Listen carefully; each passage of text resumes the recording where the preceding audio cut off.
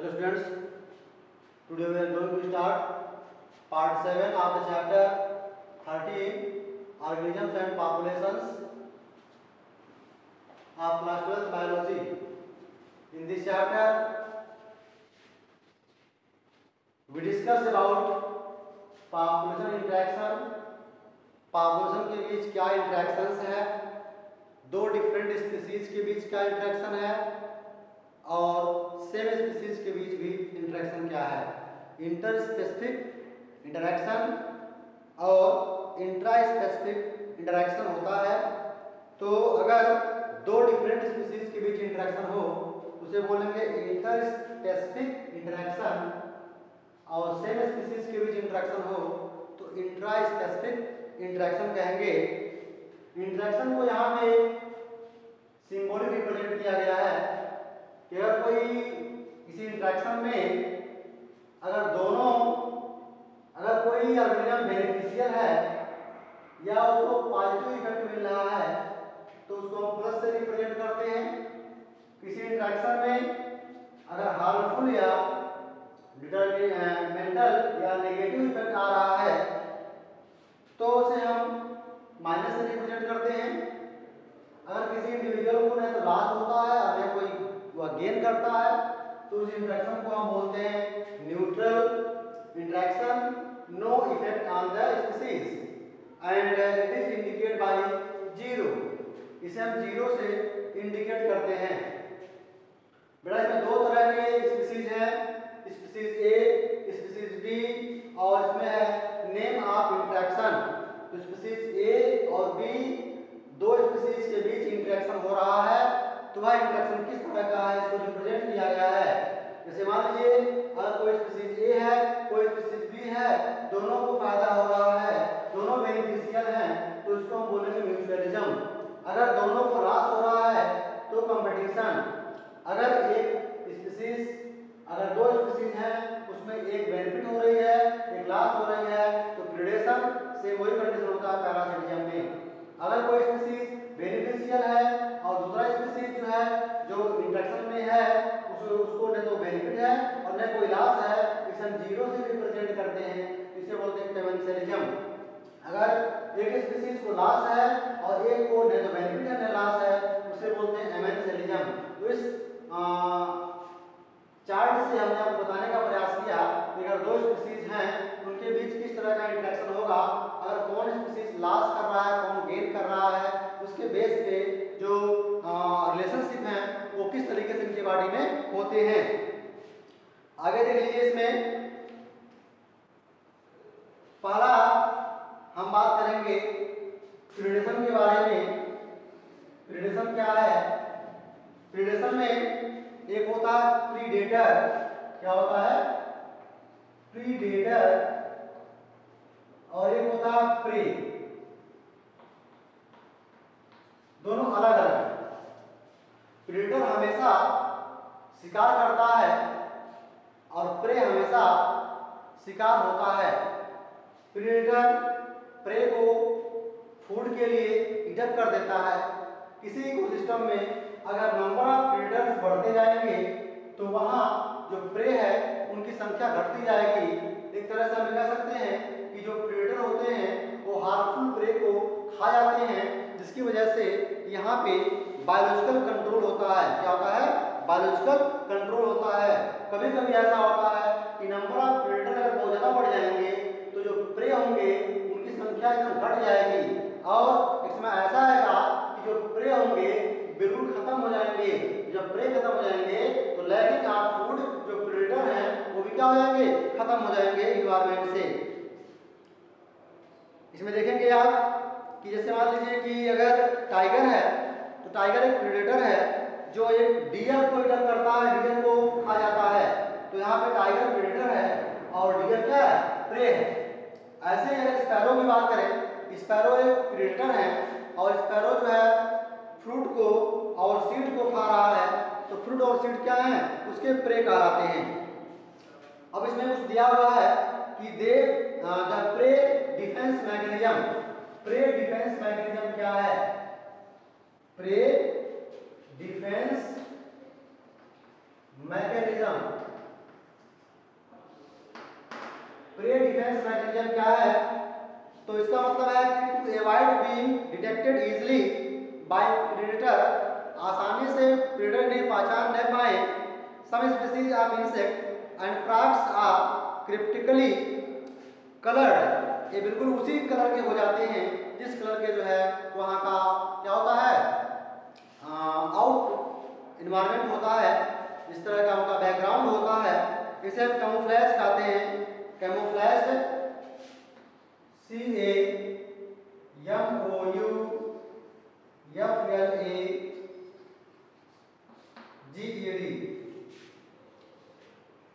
The monarch butterfly is highly distasteful to its predator।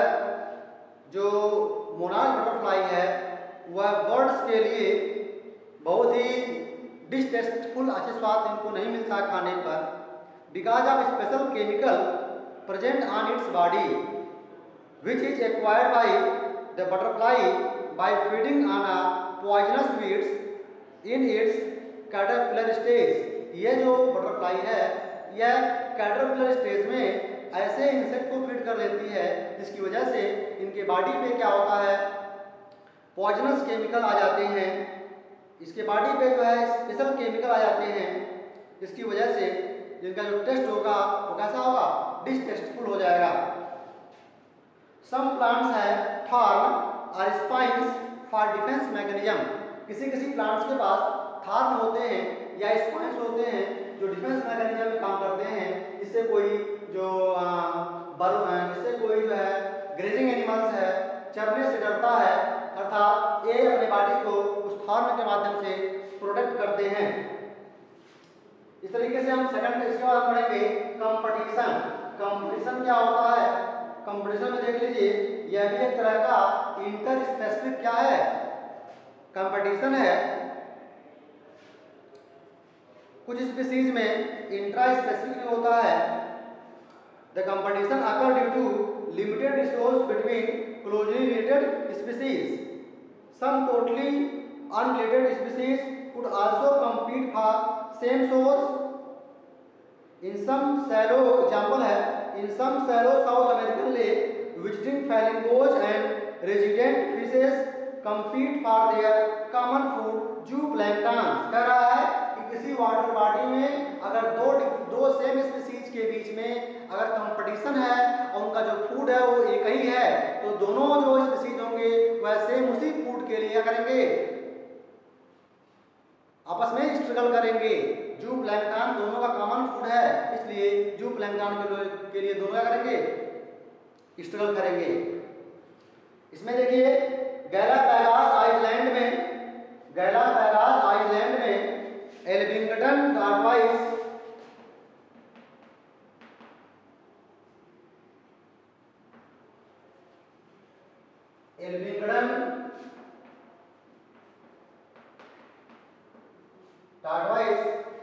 Galapagos island पे एल्बिंगटन tortoise के आ जाने से, गैलापैगोस आइलैंड पे गोट्स के आ जाने से, बकरियों के आ जाने से वहां पर जो एल्बिंगटन टॉर्टोइस हैं वो एक्सटिंक्ट हो गए, विलुप्त हो गए, क्योंकि जो गोट्स हैं उस आइलैंड के जो घास हैं, जो ग्रासेस हैं, उनकी बर्रोइंग कर लेती हैं, उनकी ब्राउजिंग कर देती हैं, खा जाती हैं, इतनी अधिक मात्रा में खा लेती हैं कि उनके छिपने का जगह नहीं बच पाता, इसलिए वह वहां से क्या होते हैं, एक्सटिंक्ट हो जाते हैं।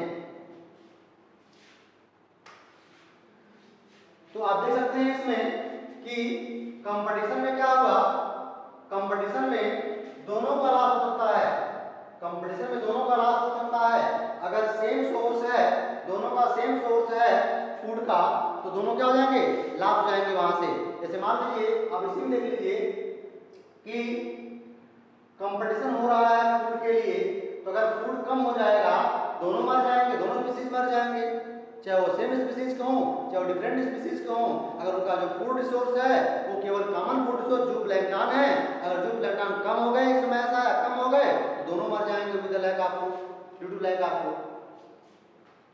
आगे देखिए पैरासिटिज्म। अगर हम पैरासिटिज्म के बारे में बात करें, व्हाट इज पैरासिटिज्म, इसमें एक ऑर्गेनिज्म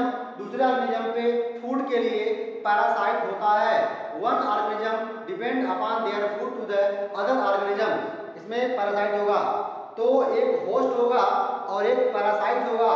जिससे फूड लेगा वह क्या होगा, जिससे फूड लेगा वह होस्ट होगा और जो फूड देगा वो क्या होगा, पैरासाइट होगा। सॉरी, जो फूड देगा वो होस्ट होगा, जो फूड लेगा वो पैरासाइट होगा। अब देखिए इसमें